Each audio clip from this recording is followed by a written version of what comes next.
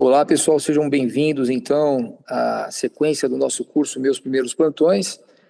Hoje nós vamos falar de um assunto muito importante para vocês, que é cefaleia, aquela cefaleia que não está relacionada ao trauma no pronto-socorro. Olha, cefaleia é uma queixa muito frequente. Você tem, em média, 3% de todas as consultas de pronto-socorro são cefaleia. Então, 2 a 4%, nos Estados Unidos fala em 2,2%, no Brasil 4,5%. Agora, o interessante é que a grande maioria delas, felizmente, são o que a gente chama de cefaleias primárias. Então, 98% são cefaleias primárias que normalmente estão nessa classificação aqui, ou uma enxaqueca, uma cefaleia atencional, ou a cefaleia em salvas. Basicamente, essas três são as mais relevantes. É um assunto importante porque ele é, entre outras coisas, muito mal diagnosticado. Por exemplo, nesse estudo aqui, que é um estudo interessante, eles conseguiram determinar que quando os médicos não neurologistas diziam que se tratava de uma sinusite, portanto uma cefaleia relacionada à sinusite, 81,5% dos pacientes que foram reavaliados, na verdade, tinham enxaqueca. Então veja o erro diagnóstico, como é frequente nas cefaleias. E felizmente aqui trata-se de uma cefaleia primária, né? Mas o que é fundamental para você que é emergencista e que trabalha no PS? O fundamental é não falhar no reconhecimento de uma cefaleia grave, aquela que a gente chama de cefaleia secundária. Tem alguma coisa por trás dela, alguma coisa orgânica, alguma coisa que pode levar a uma perda de visão, eventualmente a um outro déficit permanente, até mesmo a um desfecho mais dramático, que é a mortalidade. Todos nós alguma vez, já ouvimos a grande imprensa dizer: o paciente chega no pronto-socorro com dor de cabeça, vai para casa e, infelizmente, é encontrada morta ou coisas assim, né? Então, a cefaleia é algo muito frequente, felizmente, na grande maioria das vezes é uma cefaleia primária, mas nós não podemos deixar de reconhecer uma cefaleia secundária. E a primeira coisa para a gente não deixar passar é a gente estar atento naquilo que a gente chama de cefaleia de alto risco. Alto risco do quê? Alto risco de ser uma cefaleia secundária e, portanto, ter um desfecho desfavorável. Então, na história, é muito importante a gente perguntar, por exemplo, se o paciente tem um câncer em atividade, o paciente que é acima de 50 anos, porque aumenta a chance também de alguma lesão com efeito de massa, se a paciente é gestante, se o paciente está em uso de imunossupressão ou anticoagulantes. Como é que esse sintoma? É uma dor de cabeça entrovoada, que a gente fala, é uma dor de cabeça que começa e atinge um pico máximo muito rápido. É uma cefaleia, mas com um novo padrão, um padrão que você não tinha anteriormente, principalmente com uma clara descrição progressiva. Está associado a alguma coisa ocular, alguma alteração visual? Está associado com posição, quando o indivíduo assume determinada posição, é que essa cefaleia aparece ou piora. Está relacionada com esforço, depois nós vamos ver cada uma delas. Está associada a uma dor no pescoço, tem rebaixamento do nível de consciência, tem déficit neurológico, tem meningismo, tem febre, tem rush cutâneo. Então, quando a cefaleia está acompanhada com um desses sinais, sintomas, ou com um desses quesitos da história, é uma cefaleia considerada de alto risco. O que significa isso? Significa que eu tenho que ser mais rigoroso para investigar. Eu não posso simplesmente medicar e mandar embora. Tá? Isso é que é importante, talvez isso seja a coisa mais importante que a gente vai falar hoje nessa aula. Então, a cefaleia entrovoada é aquela cefaleia que atinge o máximo em segundos ou dentro de 1 minuto, por exemplo, depois do seu início. Bom, essa cefaleia ela exige investigação. Particularmente, a gente vai pensar nessa circunstância numa hemorragia subaracnoideia, no HSA. Se essa cefaleia estiver associada com prejuízo de consciência, com rigidez de pescoço, com náusea ou vômito, se foi relacionado a um esforço, a um valsalva, imediatamente anterior ao início, o paciente descreve esse esforço. Se ele está com uma hipertensão, se ele está com uma cefaleia mais occipital, ou se tem história de tabagismo, aumenta a probabilidade dessa cefaleia entrovoada ser uma hemorragia subaracnoideia. Da cefaleia entrovoada, existem, obviamente, diversas possibilidades, mas duas a gente pode chamar de mais comuns. Uma eu já falei, a hemorragia subaracnoide, e a outra é uma síndrome que chama síndrome de vasoconstrição cerebral reversível. Tá? Essa síndrome é uma síndrome que normalmente o que diferencia a hemorragia subaracnoide da síndrome, porque as duas cursariam, nesse nosso exemplo, com uma cefaleia entrovoada, é que a síndrome de vasoconstrição cerebral reversível, ela vai acontecer de forma recorrente. Então, o paciente vai ter essa dor vai durar 1, 2 horas, depois ele vai ter de novo, depois ele vai ter de novo, ou seja, ela recorre, principalmente num espaço de até 3 meses, mais ou menos. Então, a síndrome de vasoconstrição cerebral reversível, que é um fenômeno relacionado à autorregulação, provavelmente sistema nervoso autônomo. Então, o paciente acaba tendo vasoconstrição de múltiplos locais no cérebro, vasoconstrição arteriolar mesmo, arterial mesmo, e muitas vezes a síndrome de vasoconstrição cerebral reversível está associada também à hemorragia subaracnoideia, né? Então, esses dois fenômenos aqui são os mais relevantes quando a gente fala de hemorragia subaracnoide. Mas existem outras possibilidades. Então, pode ser uma trombose de seio venoso, pode ser uma dissecção de artéria carótida, todas essas situações, pode ser uma infecção cerebral, elas também podem cursar com cefaleia em trovoadas. Mas essas duas aqui, o médico precisaria pensar em primeiro lugar, porque são as mais frequentes. A dor da enxaqueca, ela também é muito importante, pode ser descrita pelo paciente como uma dor intensa, né? Só que ela vai piorando, ela não é tão aguda, né? Então ela vai se estabelecendo e atinge um pico, digamos assim, de piora entre 1 a 2 horas, né? Então é diferente daquela dor dita introvoada, que começa e logo depois já atinge um pico. Ela também pode demorar um pouquinho, mas é mais raro. Normalmente ela atinge um pico rapidamente. Bom, as cefaleias insalvas também são extremamente intensas. A diferença é que o paciente, em geral, ele tem sinais que nos ajudam, né? Então ele tem um lacrimejamento, por exemplo, né? Ele tem sinais autônomos, ipsilateral, que podem nos ajudar e, obviamente, elas também elas também duram um determinado período, não acontecem exatamente como a gente descreveu a cefaleia entrovoada, né? Ela até pode atingir digamos assim, uma intensidade máxima em minutos, mas ela é transitória, né? Então ela dura lá 1, 2 horas e passa. E como eu falei, existem sinais ipsilaterais autonômicos, como lacrimejamento, por exemplo, pode até ter miose, um pouquinho de rinorreia, que associa.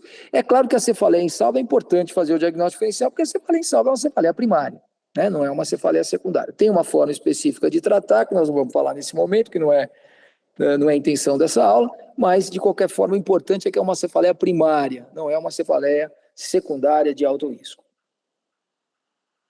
Agora, não dá para dizer que, então se a cefaleia for gradual, eu estou tranquilo, então ela não é grave. Infelizmente não dá para dizer isso, né? Você tem algumas cefaleias que são muito graves, que têm um início gradual, né? Então a cefaleia de um tumor cerebral, por exemplo, 15% dos tumores cerebrais podem cursar com cefaleia, e em geral é um início gradual e vai ser descrito como progressivo, né? A cefaleia de uma meningite herpética, de um abscesso cerebral, de uma encefalopatia hipertensiva, podem ser cefaleias de início gradual e são muito graves, né?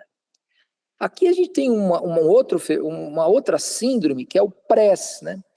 Que é a síndrome da leucoencefalopatia reversível posterior. O nome não é feliz, porque pode não ser reversível e pode não ser posterior, e pode não ser de substância branca também, mas em geral é de substância branca, é um edema, em geral, posterior, que aparece, é uma síndrome clínica radiológica, que em geral o paciente cursa com convulsão, com cefaleia, com alteração mental, né? Então é um pouquinho diferente do que a gente está falando até agora, mas a cefaleia pode estar associada e é claro que pode ser um quadro eventualmente com evolução grave. Aqui está um exemplo, aqui vocês estão vendo essa lesão num PRES, que é a síndrome de leucoencefalopatia reversível posterior, principalmente substância branca, aqui na região occipital e parietal, como vocês estão vendo. Então, a gente pode ser auxiliado por um mnemônico, que é o SNOOP, né?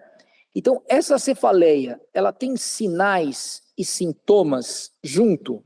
Então, é uma cefaleia com febre, né?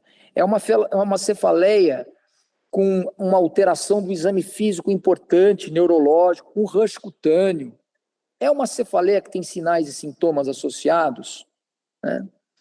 É uma cefaleia que tem sintomas especificamente neurológicos, focais ou não focais. É uma cefaleia que a gente já descreveu, repentina, súbita, com aquela descrição que nós fizemos. É uma cefaleia em pacientes mais idosos, aqui está mais de 60 anos, mas mais de 50 anos a gente já pode considerar. Ou é uma cefaleia progressiva, que dá a ideia de um efeito de massa que vai se estabelecendo, né? É uma cefaleia posicional, é uma cefaleia que tem papiledema, que é o último P. Então, tudo isso, se presentes, qualquer um deles pode identificar uma cefaleia com propensão a ser uma cefaleia secundária e perigosa. Então, existem, por exemplo, aqui, só para dar um exemplo, você tem uma cefaleia aguda emergente, que é mais ou menos aquilo que a gente estava descrevendo como uma cefaleia súbita, que atinge o seu máximo rapidamente. Então, de cefaleia aguda emergente, a gente acabou de descrever, seriam as cefaleias que nos preocupariam. Você tem a cefaleia aguda recorrente, né, que se comporta como com esse tracinho vermelho aqui, né, de uma intensidade muito importante, dura lá 1 e 2 horas, depois cede, assim por diante, ela recorre várias vezes. Isso pode ser uma cefaleia primária, sobretudo enxaqueca, que se comporta assim. Pode ser uma cefaleia por retirada de substância, pode ser uma cefaleia por hipotensão intracraniana, pode ser uma cefaleia associada a drogas. Então, é uma cefaleia aguda recorrente que se comporta dessa forma. Então, é importante perguntas como: há quanto tempo você tem essa dor de cabeça? Né? Se é uma cefaleia aguda emergente, começou e atingiu o seu máximo em pouco tempo, já falamos, uma das coisas que tem que ser pensada é a hemorragia subaracnoide, claro, mas nada impede que seja, por exemplo, a primeira crise de enxaqueca que você está testemunhando, ou uma infecção do sistema nervoso central, etc., que pode ter comportamentos semelhantes. Então, isso aqui são as formas da cefaleia se apresentar em relação à intensidade e ao tempo. Perceba que uma cefaleia crônica progressiva, a gente tem preocupação, né? Pode estar associada a uma cefaleia secundária. Agora, quando a cefaleia é crônica, mas não progressiva, ela é um pouco menos preocupante do que essas que a gente descreveu. Então, quando o paciente fala: a pior dor de cabeça que eu tive na minha vida, eu nunca tive uma dor de cabeça tão forte assim, é importante que o médico pense ou em hemorragia intracraniana ou numa infecção do sistema nervoso central. Claro que você pode ter um processo infeccioso por contiguidade, né? E isso pode virar uma meningite, um abscesso cerebral, etc. Então, faz parte da nossa anamnese um bom exame físico, inclusive avaliando seios paranasais, faringe, um exame auditivo, de mastoide, etc., para a gente imaginar se aquilo pode ser um processo infeccioso que ganhou o sistema nervoso central, né? Olha, qualquer alteração do estado mental junto com a cefaleia, ou, claro, no limite, uma crise epilética, a gente sempre vai pensar numa coisa grave, tá? Então, uma hemorragia subaracnoide, um PRES, uma coisa grave. Claro que sempre aqui nós precisamos pedir uma glicemia capilar, né? Claro que se, por exemplo, a gente tiver a história de gestação junto com esse quadro, a gente vai pensar, depois da 20ª semana, vamos pensar em pré-eclâmpsia ou até eclâmpsia, né? Então, a gestante pode ter cefaleias, o mais prevalente na gestante é a cefaleia primária, mas você pode ter gestantes com cefaleias catastróficas, né?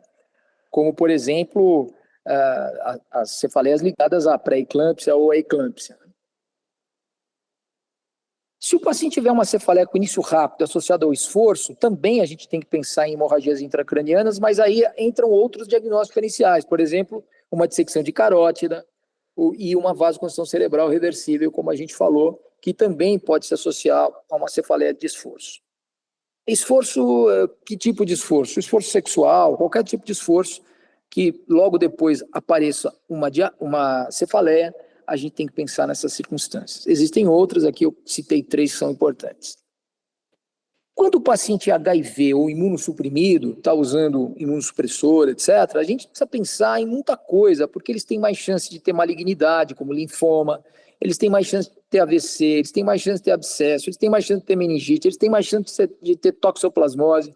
Então, a gente vai ser mais rigoroso se aparecer uma cefaleia no HIV imunossuprimido. A não ser que a gente esteja muito convencido que aquela é uma cefaleia primária, a gente vai ter bastante rigor em investigar essa cefaleia, dada a ampla possibilidade de diagnósticos ruins que esse grupo de pacientes pode ter.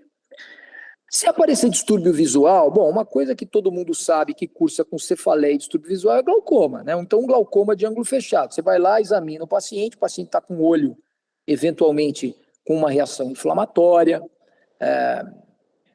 eventualmente uma midríase fixa ou algo que distorce essa região da pupilar, porque pode fazer sinéquias, né, no processo de glaucoma.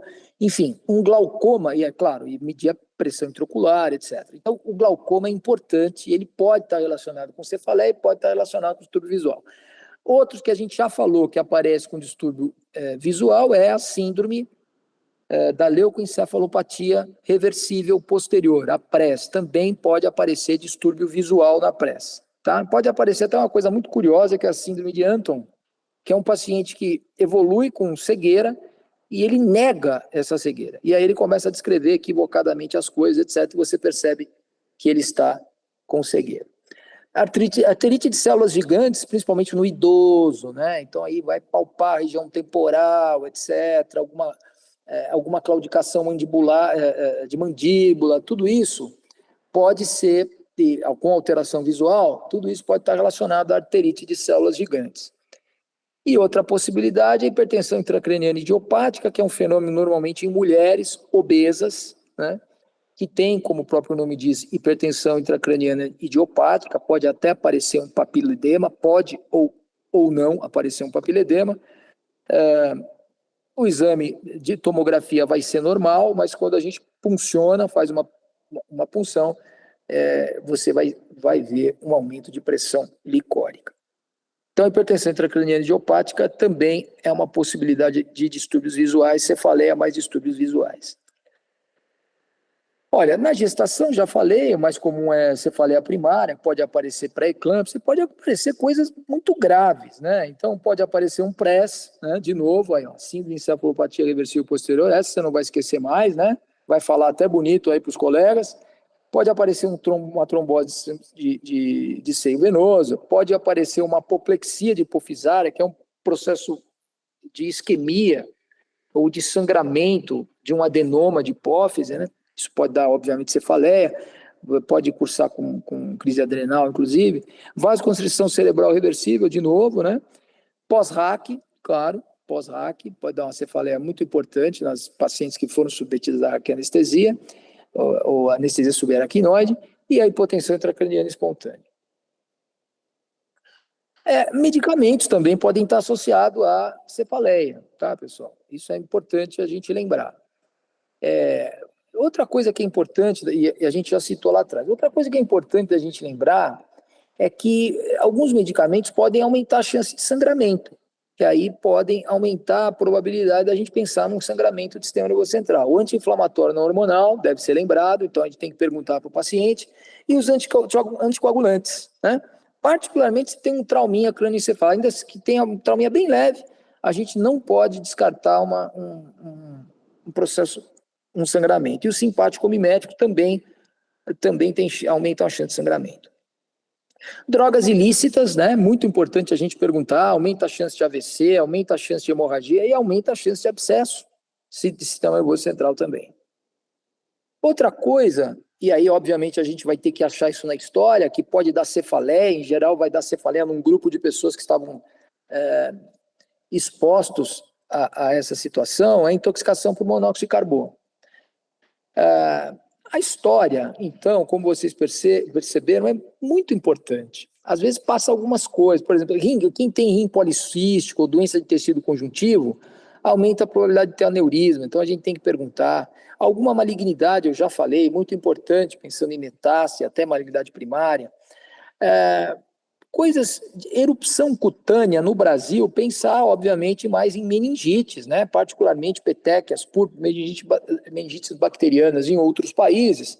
Existem outras outras doenças que poderiam nos lembrar, por exemplo, a borrélia, que é a doença de Lyme, isso é mais nos Estados Unidos. Nós temos uma doença de Lyme mais abrasileirada aqui, digamos assim, mas não é exatamente a mesma coisa. Uma cefaleia postural ou posicional tem que lembrar a hipotensão intracraniana espontânea, ou até um cisto de terceiro ventrículo, que são coisas que não interessam muito para você, mas, de qualquer forma, do seu ponto de vista, você não vai lidar com isso, você não vai tratar isso, você não vai evoluir, mas é importante você pensar na hipótese diagnóstica para chamar o neurologista. Então, exposição ocupacional, com hidrocarboneto, com álcool mineral, com formaldeído, com alvejante, com pesticida, tudo isso pode cursar com cefaleia. E se aparecer febre com cefaleia? Olha, febre com cefaleia é sempre uma coisa que nos preocupa muito. Febre com cefaleia diminui muito a chance de ser uma enxaqueca. Diminui bastante a chance de ser uma cefaleia primária. Então, a gente tem que ir atrás de hemorragia aracnoide, por exemplo, pode estar lá há vários dias, isso pode associar a febre, mas principalmente um processo infeccioso ou inflamatório do sistema nervoso central, com ou sem meningismo, porque o meningismo começa a cair a sensibilidade do exame, particularmente quando o paciente fica um pouco mais velho. Então, cefaleia e febre deve preocupar sempre o médico. Então, no exame físico, o que é importante? Bom, rebaixamento do nível de consciência, alteração do nível de consciência, tem ou não tem? Tem uma normalidade neurológica que não tinha antes? Esse talvez seja o melhor preditor de uma doença intracraniana. Tem uma alteração focal? Se tiver uma alteração focal, é considerado achado de alto risco. Sempre deve ser investigado, ou seja, sempre vai para a imagem. Tem uma alteração não focal, tipo alguma coisa que a gente não consegue chamar de sinal focal, é uma alteração neurológica, mas não dá para chamar de sinal focal, aí sim, pensar nas infecções, nas meningites, nas encefalites, nas intoxicações, etc. Olha, a enxaqueca, ela pode até também dar um sinal focal, mas o que ajuda a diferenciar é como se comporta esse sinal. Então, sinais, por exemplo, de movimentos involuntários, de sensação de agulhada, alfinetada, o paciente ficar verborrágico, com palavras sem sentido, né? Ter até eventualmente crises epiléticas, são sinais ditos positivos. Isso está mais relacionado, eventualmente, com uma enxaqueca, né? Sinais negativos, ou seja, aquilo que está mais relacionado com um processo isquêmico, por exemplo, cegueira, fraqueza, ausência de força ou diminuição de fala, dormência, isso que a gente chama de sinais negativos, deve levar o médico a desconfiar mais fortemente de uma cefaleia secundária. Olha, meningismo, papiledema, alteração de campo visual, queda visual, aumento da náuseas e vômitos em jato, tudo isso com sinais, por exemplo, indiretos que pode ter aumento de pressão intracraniana, tudo isso nos leva a imaginar que é algo grave, tá? Então, qualquer dessas coisas que vocês acharem, imediatamente o paciente vai para a investigação. Ele não pode ir embora para casa sem investigação. O que eu devo pedir? Bom, normalmente a gente vai pedir um exame de imagem, que é uma tomografia ou uma ressonância, né? O que você tiver disponível dentro da nossa realidade. Se você achar que é um fenômeno vascular, alguma coisa assim, aí a gente pode usar o contraste também, né? Então, e você pode adaptar o exame. Eu quero ver órbita, quero ver seios paranasais, quero ver articulação temporomandibular, base de crânio, hipófise, enfim, baseada na tua hipótese diagnóstica, então você solicita essas especificações do exame. Bom, então a gente já vai avaliar o paciente de alto risco, resumindo, com o tipo de cefaleia, né, que é essa daqui que a gente já falou, essa ele vai ficar. Se for a introvoadas, a thunderclap, ele vai ficar.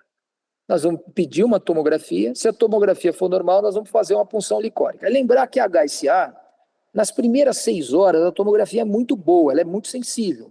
À medida que a HSA vai se distanciando, vai ficando mais remota, a tomografia cai em sensibilidade. Portanto, se você achar que o teu paciente tem uma HSA e a tomo veio normal, você tem todo o direito, e aliás tem o dever de fazer uma punção licórica.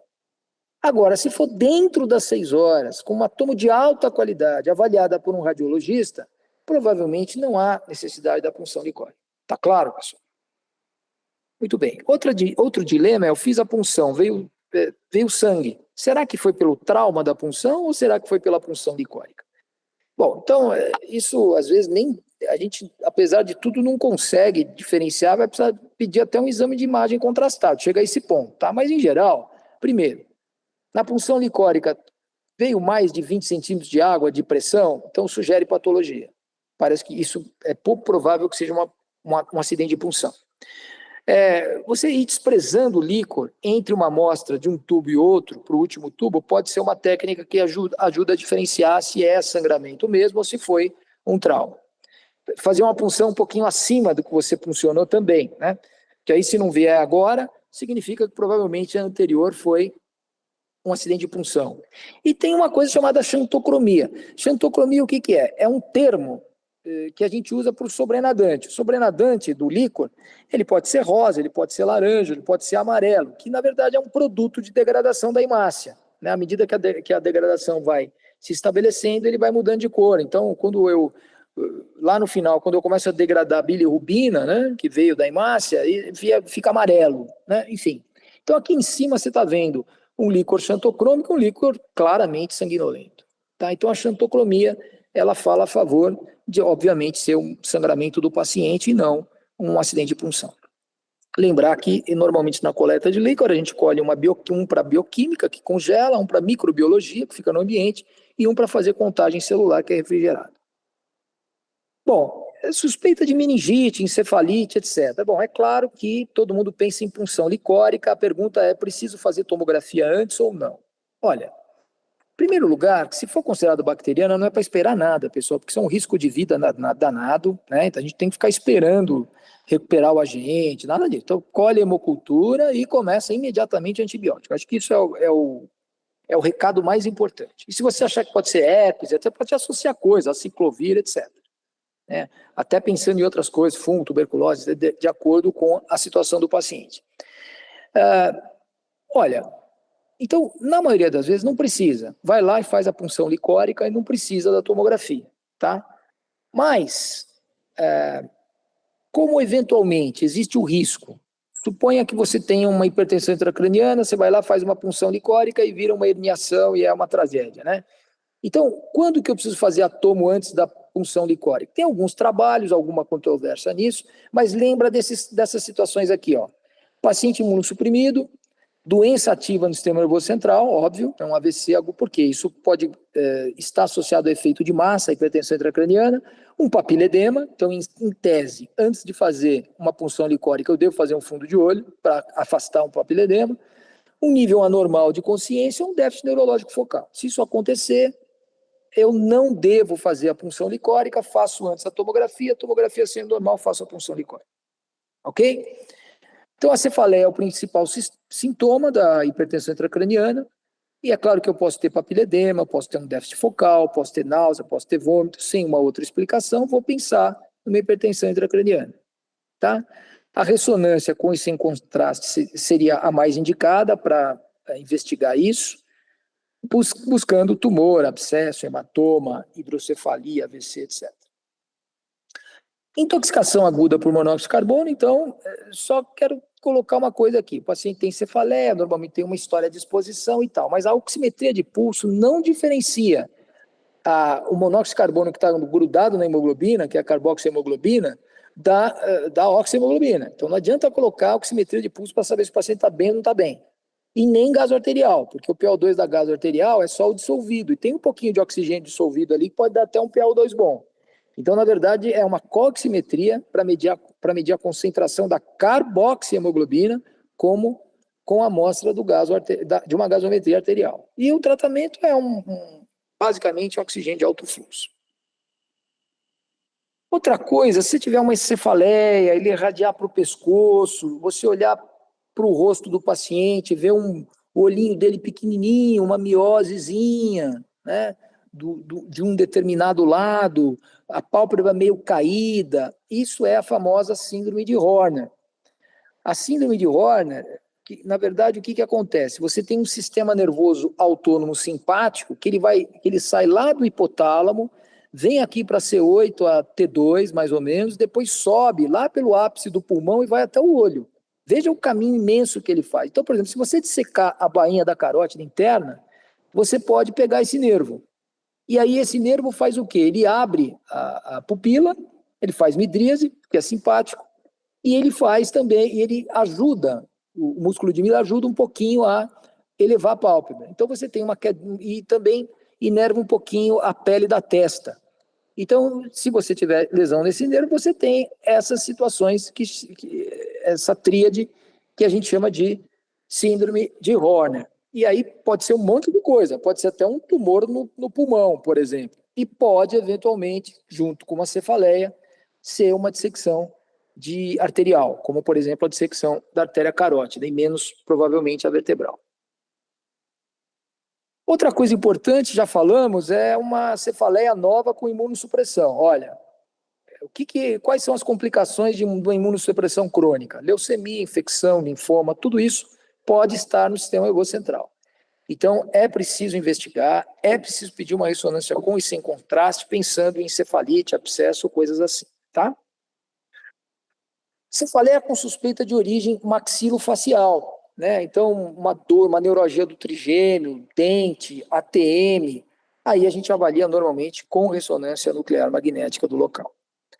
Cuidado, se você tem uma cefaleia que você achou que era secundária, você deu remédio e melhorou, não quer dizer que não é secundária. Tá? Cuidado com essa armadilha. Então, o fato de você aliviar a dor com medicação não exclui, de maneira alguma, uma cefaleia secundária. Tá?